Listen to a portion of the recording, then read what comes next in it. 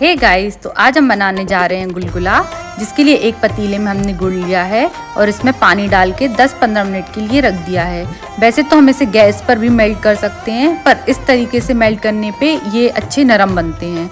और दूसरे साइड एक पतीले में हमने आटा लिया है, नमक डाला है ताकि मीठा बैलेंस हो सके, और उसके बाद गुड़ का पानी डाल के मिक्स कर दिया।